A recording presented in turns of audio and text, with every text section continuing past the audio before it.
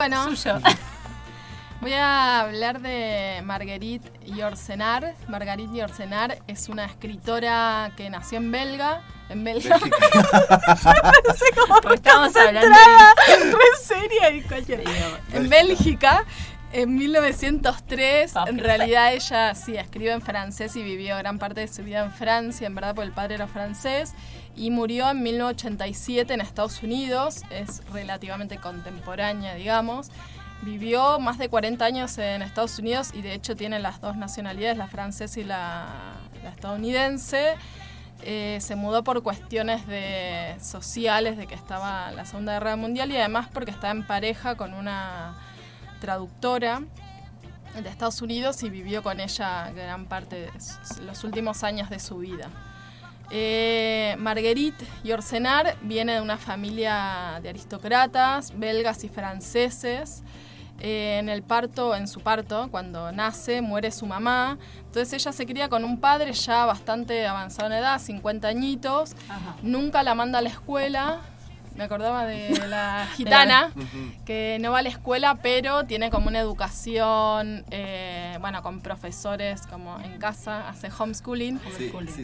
En la aristocracia, en las familias se usaba, no sé si todavía pero no, y que no vayan a la escuela y sí tener como una institutriz o alguien que... Y además, ella igual estaba con profesores, pero más que nada como su tutor más importante en su formación cultural fue su padre, que le interesaba mucho la filosofía, le interesaba mucho la literatura, y nada, le pasaba a los 13 años ya textos que uno los lee a los 40 con suerte, ¿no? A los 16, junto con su padre, publica su primer poema, edita también muy joven, como que tiene ahí un impulso familiar muy fuerte. Es una escritora muy erudita, uno lee sus libros y te das cuenta que lleva un conocimiento que es muy amplio. Está muy interesada en temas, por ejemplo, como todo lo que es psicología oriental. Tiene como en los últimos años empieza como en esa, además de, tiene mucha mitología. Se dice de ella que es una escritora como de otro momento, como en su momento, cuando ella escribía y publicaba, los escritores y escritoras en ese momento, ella es muy conocida, es muy premiada en vida también, y en ese momento parece como desfasada en lo que va de la literatura, ¿no? Como que en ese momento estaba, la Revolución Francesa, un montón de escritores hablando de ciertos temas, y ella tiene, por ejemplo, una trilogía de biografía de su familia, como una que es de sus antepasados paternos, otros maternos, después mucha mitología, como temas que no se solían tratar en ese momento.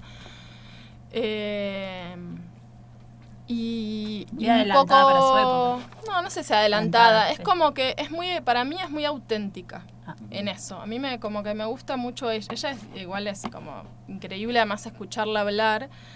Pensaba como un poco autorreferencial, ¿no? Como que... No utiliza exactamente... Habla mucho de ella, de hecho en este libro que voy a hablar empieza como a repetir cosas de su vida, que es muy fácil de leer eso, ¿no? Como sus grandes estudios y a lo que a ella le interesa están como muy manifestados en este libro. Pero habla mucho desde los personajes. En las entrevistas, cuando le preguntan, ¿no? Como, acá Adriano dijo esto, acá no sé qué, y ella, la respuesta siempre es en base al personaje. En esa época no es que ella pone todo lo que siente y piensa en los libros, sino que trabaja mucho con en ese personaje qué piensa y qué diría. Más allá de que obviamente ella elija los personajes que le son representativos y que admira. Es muy reflexiva y no me llama la atención, pero pensaba mucho porque ella le gusta mucho el mundo griego, vivió mucho tiempo en Grecia y es como su gran referente, y en este tono reflexivo que ella usa mucho está la búsqueda de la verdad universal, ¿no? Como otra vez lo que nos venimos como repitiendo, pisando los temas. Hay una entrevista muy linda de ella que dura unos 20 minutos, después la vamos a subir a nuestro Facebook, que ella como que hace como, no es una entrevista en realidad, es como una especial, como no se ve la pregunta que le hacen, pero es como, habla de los escritores o de la escritura. Ella lo que dice, habla de un proverbio chino que dice que gobernar un gran imperio es lo mismo que freír un pequeño pescado. que lo que necesitas en los dos casos, cocinando o gobernando, es atención completa. Como toda tu atención y la voluntad, la mayor voluntad de lo que seas capaz en ese momento, en una sola acción, en esa acción que estás llevando, que es la acción creativa. Y le interesaba, como contaba antes, mucho la psicología oriental, también la religión y la filosofía, pero eso era como que lo dejaba más de lado, como una cosa más personal, pero le interesaba mucho la psicología oriental en este tema, que es un estudio muy exhaustivo de la relación del hombre consigo mismo.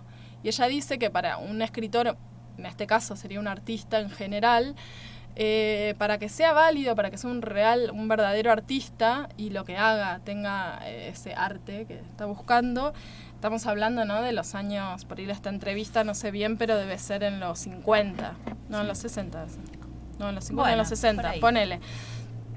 Que es, ella lo que plantea es que el artista tiene que saber exactamente, con esta atención plena, parece mindfulness, de la meditación claro, que es, exactamente tiene que saber qué ocurre adentro de sí mismo para realmente que sea algo verdadero lo que está escribiendo, y también saber exactamente qué ocurre fuera de uno mismo, ¿no? En el afuera, en todo. Ella, eso, como que uno no puede estar aislado en uno mismo, sino que tiene que saber, y en esto se ve mucho esto de... Ella además era una activista en 1000 cosas, desde flora y fauna nativa, océanos, homosexualidad, como... Bueno, homosexualidad medio... He acertado lo que plantea para todo tipo de arte y para todo vivir, es como para lo que haga. Y además la ves, y es una viejita que decís, vení acá en mi mesita de luz y charlámelo todas las noches. Quiero llenar la mesita de luz de escritores y escritoras, Male. Estaba un poco en ese ¿no? Como también me parecía re interesante el pensarse hacia adentro y poder como trabajar sobre uno mismo, pero que también esa transformación personal implica como también llevarla al plano de lo social. Claro. Como que no puede estar aislado del contexto, pero también para que si uno solamente está en el afuera, también hay algo que hay falta, que es el trabajarse hacia uno, hacia lo que todos la oscuridad, los lugares complejos que tenemos todas las personas. Sí, ser verdadero, y en esto también se ve esto que decía, que ella escribía en mitología, o sea, no importa qué es lo que se usa, ella escribe lo que a ella le sale en ese momento, que es verdadero en ella, es esto, es escribir de este modo y escribirlo. Escribe, igual, ahora voy a leer unos párrafos porque es muy lindo escucharla. Traje un libro, que es como su libro, su obra maestra, ponele, que es Memoria de Adriano, es como uno de los libros más conocidos de ella, tiene un montón de bibliografía, además tiene ensayos, tiene poesía. Este libro yo lo empecé 1.000.000 de veces, chicos, es como un libro que está en mi casa y lo empecé a leer pero es difícil, al menos para mí no es una lectura así como te lo leo en una semana. Es como arduo de leer, tiene como mucha info y te ¿cómo se llama cuando le decís algo a alguien? Mi hermana dice mucho esa palabra. ¿Te recuerda? Te recuerda, cuando te trabaja algo, te interpela. Te interpela mucho cuando lees. Ay, no me saques las anotaciones. Te interpela mucho cuando lo vas leyendo, no lo puedes ir leer y ya está ahí otra página, porque te está todo el tiempo como tirando info en un y punto. Va como a lo interno, como a hacer movilizarte. Sí. Ahora lo voy a leer porque sí va ahí. Bueno, digo como medio por arriba lo de qué la va para cuando lea se entienda un poco. Memorias de Adriano son como una pseudo autobiografía, porque no es real, sí, de Adriano, que fue un emperador romano del siglo II, como uno de los 5 buenos que decían, como un emperador que fue como algo más próspero.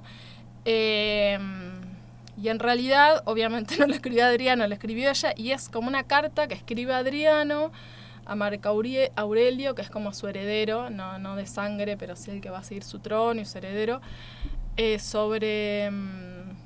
se está muriendo, ya empieza el libro que él se está muriendo, Adriano, y son como dejarle sus memorias, en un punto. Como un legado de, bueno, esto es lo que yo viví, lo que me pasó con la vida. Fíjate, vos fíjate qué haces con eso. Adriano, bueno, contaba, es un emperador del siglo II, romano. Acá es cuando empieza a aparecer esto que vos decías de la autobiografía, que no es autobiografía de ella, o sea, no aparece ella, pero sí aparece. Él fue uno de los emperadores más pacifistas, que es una palabra que no tiene que ver con el libro, pero nunca lo utiliza. Bueno, y con Roma, sería como antibélico. Sí. Ponele, como que no buscaba todo el tiempo la... Voy a leer una parte. No, ¿sí? espero que no Estoy sea tirando que el saque- micrófono todo el tiempo. No buscaba todo el tiempo la conquista por la conquista, ¿no? Ampliar el territorio. Imperialista.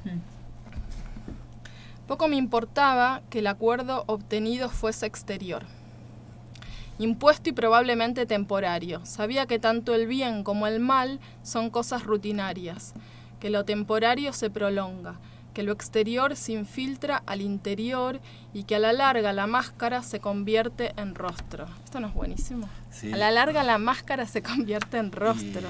Perdón. Duro.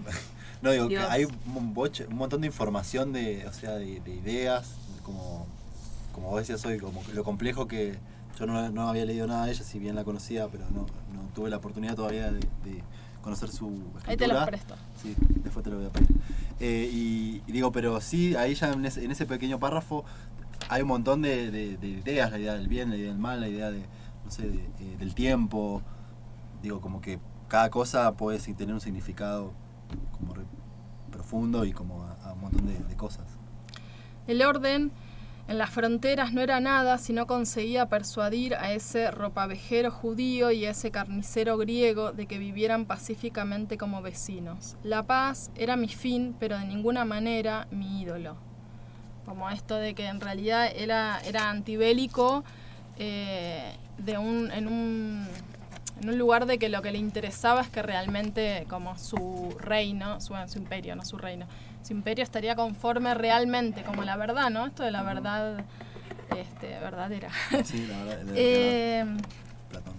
Después había era un gran admirador de la cultura, de la literatura, mandó a hacer un montón de templos y de edificios romanos. De la escultura un montón, de la filosofía, porque que habla en realidad es Adriano y es todo el texto en este tono, o sea, y realmente él era un gran pensador del tiempo.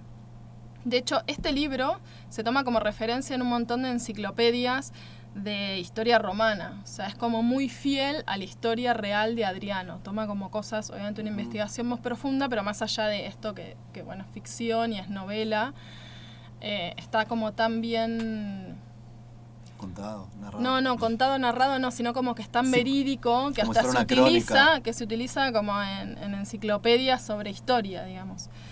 Él era un viajante, en general el resto de los emperadores vivía en Roma y si se tenía que trasladar era como esporádicamente, él le gustaba viajar, estaba todo el tiempo trasladándose, era un amante del mundo griego. El mundo helénico era como él admiraba a los griegos y a su filosofía y estudió muchísimo, vivió muchísimo en Grecia, que también Marguerite Yourcenar era igual de admiradora y vivió mucho tiempo en Grecia. Mejoró, así como siempre hago como estoy en radio, mejoró un poco las condiciones de los esclavos, en un tiempo que los esclavos eran nada. Él puso ciertas reglas, como que no se los podía torturar, que no podían obligárselo a hacer ciertos trabajos. No prohibió, por ejemplo, lo de los gladiadores, pero sí evitó que obliguen a esclavos a hacerlo. Voy a leer un párrafo que habla sobre la esclavitud. Los pueblos han perecido hasta ahora por falta de generosidad. Esparta hubiera sobrevivido más tiempo de haber interesado a los ílotas en su supervivencia. Un buen día, Atlas deja de sostener el peso del cielo y su rebelión conmueve la tierra. Hubiera querido hacer retroceder, evitar si fuera posible, este momento en que los bárbaros de fuera y los esclavos internos se arrojaran sobre un mundo que se les exige respetar de lejos o servir desde abajo, pero cuyos beneficios no son para ellos. Me obstinaba en que el más desheredado de los seres, el esclavo que limpia las cloacas de la ciudad, el bárbaro hambriento que ronda las fronteras, tuviera interés en que Roma durara. ¿No? Como esto de que eran personas, ¿no? Sí, como una visión muy humanista para la época. Súper humanista. Sí. Muy innovador también en los quehaceres como más de la sociedad y administración. Antes bueno, hoy en día pasa más lo mismo. Venía un emperador y todos los que, no sé, que se dedicaban a la agricultura, los que serían como ministros. Una cosa que hace muy interesante ella es que mete palabras, por ejemplo, clase media, ¿no? Está hablando él y mete una clase media, claro, abuso de fuerzas. No eran palabras de la época. No eran palabras, y no lo usa todo el tiempo. Pero es como que te da una idea de qué está hablando. Bueno, estos serían como los ministros, los gobernantes de hoy en día. Antes era como así ¿cómo se llama? A dedo. Y él lo que empieza a hacer es que sea gente que sea capacitada en esas cuestiones. Entonces su imperio empieza a funcionar en un punto. Sí. Porque además de cuestiones de que, por ejemplo, el emperador en su época, en las ciudades le mandaban dinero. Y él rechaza ese dinero, como que empieza a haber como cambios profundos en su gestión, se podría decir. Y era muy innovador en cuestiones que nunca se había pensado, que el emperador no cobre o que los que tengan que estar en un lugar porque son hábiles o saben lo suficiente. Bueno, y otra cuestión que se trata mucho acá es el tema de un amor. Esto de la verdad universal, cómo va a tratar el amor. Adriano y Marguerite y Yourcenar, como un amor ideal, no platónico, sí, pero sí ideal. Él está totalmente enamorado, la esposa no la soporta, está totalmente enamorado de un adolescente, de un chico, Antonino, que es como su gran amor. Una cosa que leí, que traté de buscar información y no lo entendí exactamente bien, pero lo que entendí es algo así, que en esta época en Roma, a los adolescentes, y estoy hablando hombres, estoy hablando entre los 13, 14 años hasta los 18, se los tomaba los hombres mayores para instruirlos. Y esta instrucción, además de instrucción desde la cultura, del lenguaje, un montón de cosas, implicaba la instrucción sexual. Eran como esclavos sexuales. Era también una práctica en Grecia, en la Grecia antigua también, era como el aprendiz. Tenía un maestro. Un sistema de aprendiz, sí. No había escuelas, entonces, no sé, querías aprender herrería, te ibas con un herrero tantos años a aprender. Era como... Y porque a la vez el concepto también, incluso de la homosexualidad, como la entendemos hoy, no era algo que... era otro tipo de modo de entender, o sea, la sexualidad, de comprensión de la sexualidad también, de que esa práctica era algo... Sí, no era juzgado tampoco... como en esta sociedad, exactamente, y que tenía que ver con eso justamente el aprendizaje que... Sí, de hecho esto es de los hombres, pero también las mujeres también tenían cierta libertad sexual, estaban las orgías como a pleno, la bisexualidad que se diría hoy en día era como un poco más acorde a lo que... O sea, no había tanta tampoco monogamia, no estaba planteada desde ese modo. En la antigua Grecia también hay como... se habla de la isla de Lesbos, que ahí viene el nombre que después se le da a lesbiana, por ejemplo, pero era un lugar donde las mujeres también estaban y tenían relaciones entre ellas y vivían amores. Digo, como que es algo que viene desde la antigua Grecia, desde hace, no sé, miles de años. Sí, en este caso lo que sucedía con estos adolescentes que era cuando ya tenían la edad suficiente para casarse, estaba un poco mal visto que sigan con esa estructura. Sí. Entonces ya después de los 18 años que un hombre esté con ese chico ya era como otra cosa. Culturalmente no se veía con esta familiaridad que se veía lo otro. Y él se quedó enamorado de Antonino. Antonino termina muriéndose, ahogado en el Nilo. Él lo ve morirse. Hay como varias hipótesis de por qué se mata, porque en un punto es un suicidio. Hay hipótesis que dicen que es porque ya estaba como que estaba medio sometido a un acoso sexual de parte de Adriano. Hay otras que en realidad él se mató para darle como más vida al emperador. Todavía se usaban mucho los rituales y de hecho pasaba bastante seguido de que mataran gente porque eso le daba más vida al emperador en este caso. Voy a leer un pedacito que habla de el amor. El juego misterioso que va del amor a un cuerpo al amor de una persona me ha parecido lo bastante bello como para consagrarle parte de mi vida. Las palabras engañan, puesto que la palabra placer abarca realidades contradictorias. Comporta a la vez las nociones de tibieza, dulzura, intimidad de los cuerpos y la de violencia, agonía y grito.